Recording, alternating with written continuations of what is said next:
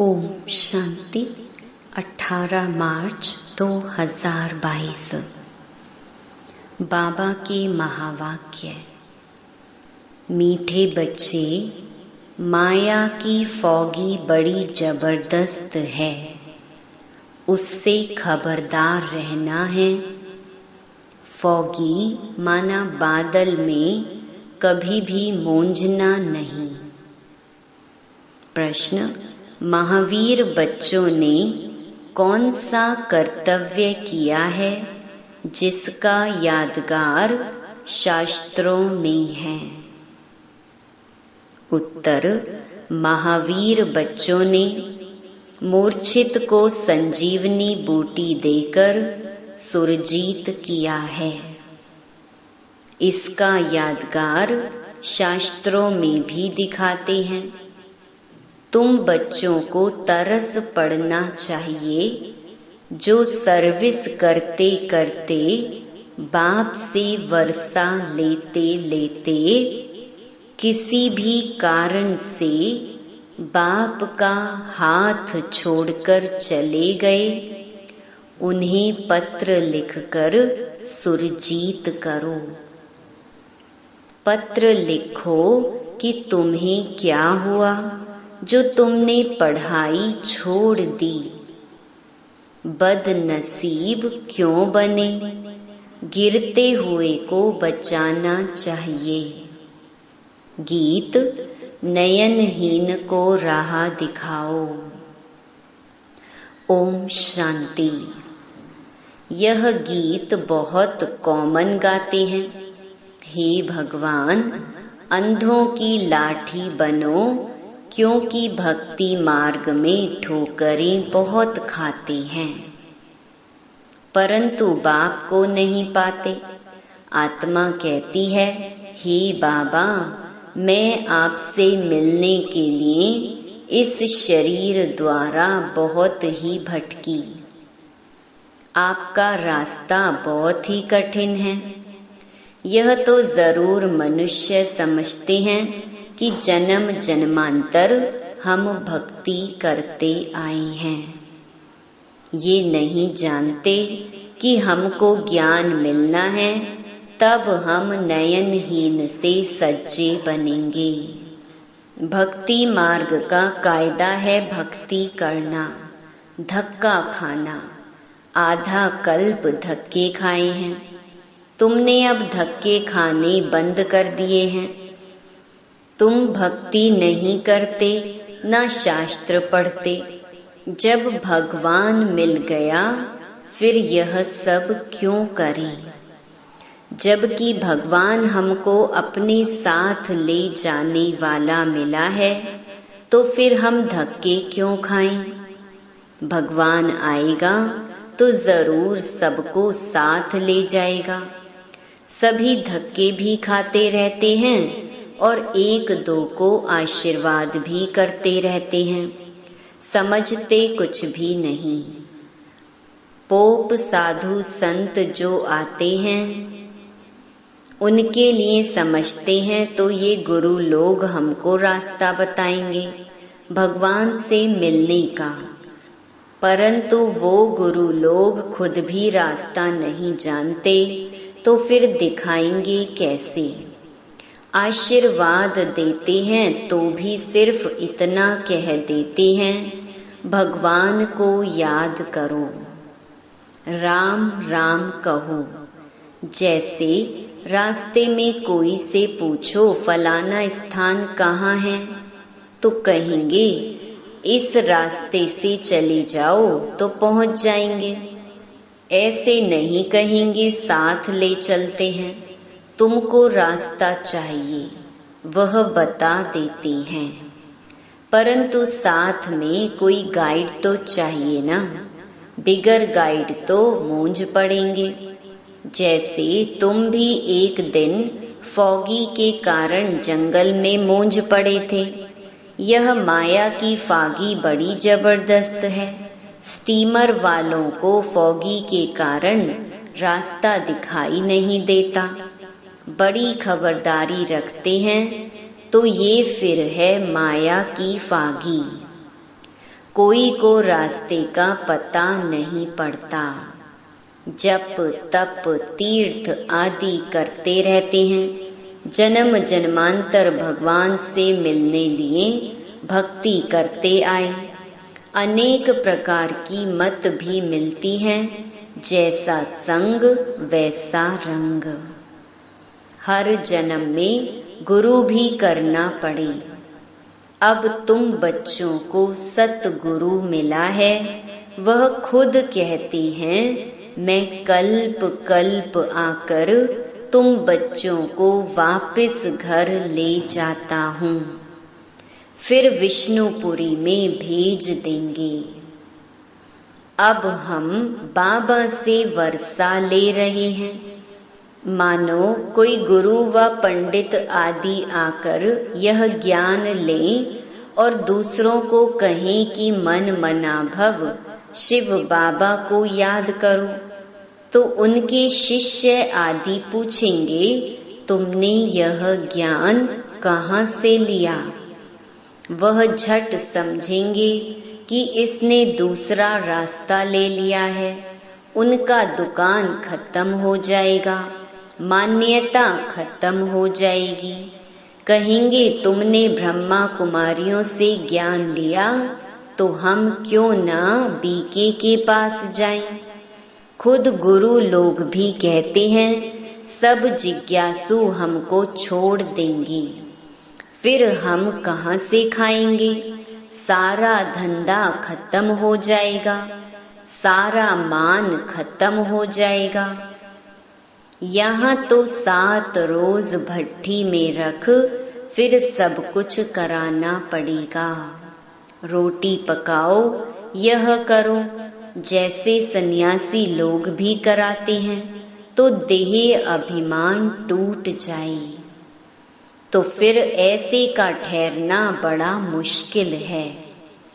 दूसरी बात, जो बाहर से आते हैं उनको पहले पहले बाप का परिचय देना है कि हम मात पिता से विश्व के मालिक पने का वर्षा ले रहे हैं। बाबा है विश्व का रचयिता। हमारी एम ऑब्जेक्ट है कि हमको नर से नारायण बनना है। तुमको भी दाखिल होना है तो 8 रोज आकर पढ़ना होगा। बड़ी भारी मेहनत है, इतना अभिमान कोई तोड़ ना सके। ऐसे ऐसे आदमी जल्दी आ नहीं सकते। बाप समझाते हैं कि तुम भाई बहन हो, एक दो को समझा सकते हो। समझो कोई बच्चे हैं जो बहुत अच्छी सर्विस करते थे, बहुतों को समझाते थे। अब बाबा का हाथ छोड़ दिया है। अब यह तो तुम जानते हो कि शिव बाबा हमको पढ़ाते हैं ब्रह्मा द्वारा। डायरेक्ट तो नहीं पढ़ा सकते हैं, तो बाबा कहते हैं ब्रह्मा द्वारा स्थापना कराता हूँ, राजयोग सिखलाता हूँ। अगर कोई ने ब्रह्मा का हाथ छोड़ा तो गोया शिव का भी छोड़ा। विचार किया जाता है फलाने ने छोड़ा क्यों। नसीबदार बनने के बदले बदनसीब क्यों बने हो। तुम रूठे किससे? बहनों से रूठे होंगे। तुम जो इतना वर्षा लेने वाले थे, फिर क्या हुआ? क्या सिखलाने वाले बाप ने तुमको कुछ कहा जो पढ़ाई छोड़ दी और बदनसीब बन गए? बाबा भी पूछ सकते हैं तुमने राजयोग सीखना क्यों छोड़ा? तुम भी आश्चर्यवत बाबा का बनंती कथंती भागंती में आ गए। अपनी तकदीर को लकीर लगा दी। समय देख उनको लिखाना चाहिए। हो सकता है पत्र पढ़ने से फिर जग जाए। गिरते हुए को बचाना होता है, डूबने से किसको बचाया जाता है तो ऑफरीन देते हैं। यह भी डूबने से बचाना है, ज्ञान की ही बातें हैं। लिखना चाहिए तुमने खिवैया का हाथ छोड़ा है तो डूब मरेंगे। तारू माना तैरने वाले लोग अपनी जान को जोखिम में रख दूसरों को बचाते हैं। कोई पूरा तारू नहीं होता है तो खुद भी गुम हो जाता है। तुम भी कोई को डूबता हुआ देखते हो तो 10-20 चिट्ठियां लिखो। यह कोई इंसल्ट नहीं है। तुमने इतना समय हाथ पकड़ा, औरों को भी समझाया, फिर तुम कैसे डूबते हो? तुम प्रेम से लिखो, बहन जी तुम तो राजयोग सीख पार जाने वाली थी, अब तुम डूब रही हो। तरस पड़ता है तो बेचारी को बचावे। फिर कोई बचता है व नहीं, यह तो हुई उनकी तकदीर। दूसरी बात, ये जो प्रदर्शनी में ओपिनियन लिख कर देते हैं कि यहाँ नर से नारायण बनने का मार्ग बताया जाता है, यह राजयोग बहुत अच्छा है। बस लिखा बाहर निकला तो भूल गया। इसीलिए जो लिखते हैं उनकी पीठ करनी चाहिए कि तुमने यह ओपिनियन लिख कर दिया, परंतु क्या किया? ना अपना फायदा किया न दूसरों का। पहली मुख्य बात है माता पिता की पहचान देनी है। इसलिए बाबा ने प्रश्नावली बनाई है तो पूछो, परम पिता परमात्मा से तुम्हारा क्या संबंध है? क्या वर्षा मिलता है? यह लिखाना चाहिए। बाकी सारी प्रदर्शनी समझाए, पिछाड़ी में लिखने से कोई फायदा नहीं। मुख्य बात है माता पिता का परिचय देना। अब समझा है तो लिखो, नहीं तो गोया कुछ नहीं समझा। हड्डी जिगरी समझाकर फिर लिखाना चाहिए। बरोबर यह जगत अम्बा जगत पिता है, वह लिख दे कि बरोबर बाप से वर्षा मिलता है। यह लिख कर दे तब समझो कि तुमने कुछ सर्विस की है। फिर अगर ना आए तो चिट्ठी लिखनी है। बरोबर यह जगत अम्बा और जगत पिता है तो फिर वर्षा लेने क्यों नहीं आते? अचानक काल खा जाएगा, मेहनत करनी चाहिए। प्रदर्शनी की उससे मुश्किल कोई 2-4 निकले तो फायदा क्या हुआ? बच्चों को पुरुषार्थ करना चाहिए। आना छोड़ दें तो चिट्ठी लिखनी चाहिए। तुम बेहद के बाप से वर्षा लेते थे, फिर माया ने तुमको पकड़ लिया है, प्रभु का तरफ छोड़ देते हो। ये तो तुम अपना पद भ्रष्ट कर देंगे। जो महावीर होगा वह झट संजीवनी बूटी देंगे। यह बेहोश हो गया, माया ने नाक से पकड़ लिया तो उनको बचावें। इतनी मेहनत करें तब कोटों में कोई निकले। जांच करनी पड़े कि यह सैपलिंग कैसा है। बच्चियां लिखती हैं कि हमारा गला घुट गया है, परंतु तुम जास्ती बातों में जाओ ही नहीं। पहली मुख्य बात समझाकर लिखाओ, फिर और बात। एक ही त्रिमूर्ति के चित्र पर पूरा समझाना है। निश्चय करते हो तो तुम्हारे माँ बाप हैं, इनसे वर्षा मिलना है। कोई कितना भी बूढ़ा हो, ये 2 अक्षर तो सबको समझा सकते हैं ना। अगर यह 2 अक्षर भी धारण नहीं होते तो बाबा समझ जाते हैं कि इनकी बुद्धि कहाँ किचड़े में फंसी हुई है। मुख से ज्यादा नहीं बोलना है, सिर्फ बाबा और वर्षे को याद करो। वर्षा है विष्णुपुरी जिसके तुम मालिक बनते हो। बाबा अति सहज कर समझाते हैं। अहिल्याएं कुब्जाएं कैसे भी हो वर्षा पा सकती हैं, सिर्फ श्रीमत पर चले। देही अभिमानी बनना तो सहज है, किसको गृहस्थ व्यवहार नहीं है, अकेला है तो बहुत सर्विस कर सकते हैं। कोई कोई को देह अभिमान रहता है, मोह की रग टूटती नहीं है। देही अभिमानी शरीर में मोह नहीं रखेंगे। बाबा युक्ति बताते हैं, तुम अपने को आत्मा समझो। ये पुरानी दुनिया है, इनसे ममत्व मिटाना है। एक बाप को याद करना है, वर्षे को याद करने से रचता भी याद आ जाता है। कितनी कमाई है, खुद भी करो और औरों को भी कराओ। माँ बाप बच्चों को लायक बना देते हैं, फिर बच्चे का काम है बाप की संभाल करना। फिर माँ बाप छूटे। यहाँ बहुत हैं जिनकी रग जाती है। कोई को अपना बच्चा नहीं तो धर्म के बच्चे में मोह जाता है, फिर वह पद पा नहीं सकेंगे। सर्विस के बदले डिसर्विस करते हैं।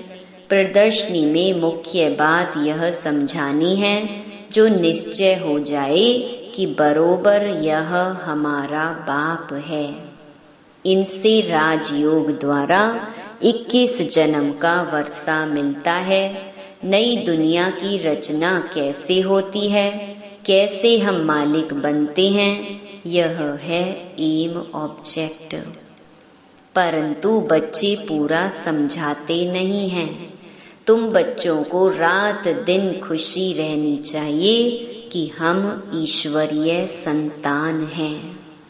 वहाँ विष्णु की दैवी संतान को इतनी खुशी नहीं होगी जितनी अब तुम ईश्वरीय संतान को है। अभी तुम ईश्वरीय संतान बने हो, फिर तुम ही विष्णु की संतान बनेंगे, परंतु खुशी अभी है। देवताओं को ईश्वरीय संतान से ऊंचा नहीं कहेंगे, तो ईश्वरीय संतान को कितनी खुशी होनी चाहिए। परंतु यहाँ से बाहर निकलते ही माया बिल्कुल ही भुला देती है। तो समझो तकदीर में राजाई नहीं है, बहुत मेहनत करनी चाहिए। माया ऐसी है जो वहाँ का वहाँ ही थप्पड़ लगाकर भुला देती है। अच्छा, मीठे मीठे सिकिलधे बच्चों प्रति माता पिता बाप दादा का याद प्यार और गुड मॉर्निंग। रूहानी बाप की रूहानी बच्चों को नमस्ते। धारणा के लिए मुख्य सार। पहला, मोह की सब रगें तोड़ इस पुरानी देह और दुनिया से ममत्व निकाल सर्विस में लग जाना है। बाप और वर्षे को याद कर कमाई जमा करनी है। दूसरा, अच्छा तैरने वाला बन सबको पार लगाने की सेवा करनी है। श्रीमत पर चलना है। बुद्धि किचड़े में नहीं लगानी है। वरदान, सर्व शक्तियों को अपने अधिकार में रख सहज सफलता प्राप्त करने वाले मास्टर सर्वशक्तिमान भव। जितना जितना मास्टर सर्वशक्तिमान की सीट पर सेट होंगे, उतना ये सर्व शक्तियां ऑर्डर में रहेंगी। जैसे स्थूल कर्मेंद्रियां जिस समय जैसा ऑर्डर करते हो वैसे ऑर्डर से चलती हैं, ऐसे सूक्ष्म शक्तियां भी ऑर्डर पर चलने वाली हों। जब यह सर्व शक्तियां अभी से ऑर्डर पर होंगी तब अंत में सफलता प्राप्त कर सकेंगी, क्योंकि जहाँ सर्व शक्तियां हैं वहाँ सफलता जन्म सिद्ध अधिकार है। स्लोगन: आकारी और निराकारी स्थिति में सहज स्थित होना है तो निरहंकारी बनो। अनमोल ज्ञान रतन दादियों की पुरानी डायरी से। वास्तव में याद का रूप क्या है? पिता सम दिव्य कर्तव्य में तत्पर रहना। परमात्मा की याद में रहते हैं, वह किस द्वारा दिखाई पड़ेगा? जैसे देखो बच्चा है, जब वह अपने पिता का फुट स्टेप ले खुद भी कार्य करने में तत्पर रहता है, वही पिता की याद का रूप है। क्योंकि पिता अपने बच्चों को फरमान बरदार देख बहुत हर्षित होता है कि यह मेरा बच्चा बिल्कुल सुपात्र है, जो मेरे सिवाय मेरे घर की परवरिश करता है। वैसे भी जो दैवी वत्स अपने दैवी मात पिता सम दिव्य कर्तव्य करने में तत्पर हैं, वही याद का ओरिजिनल रूप है।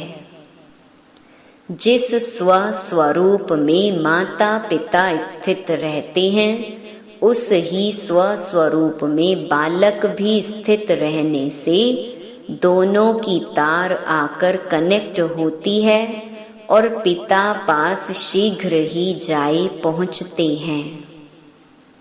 पिता भी कहता है कि ऐसे वत्स मेरे से मिले ही पड़े हैं, अर्थात वह साक्षात मेरा ही स्वरूप है।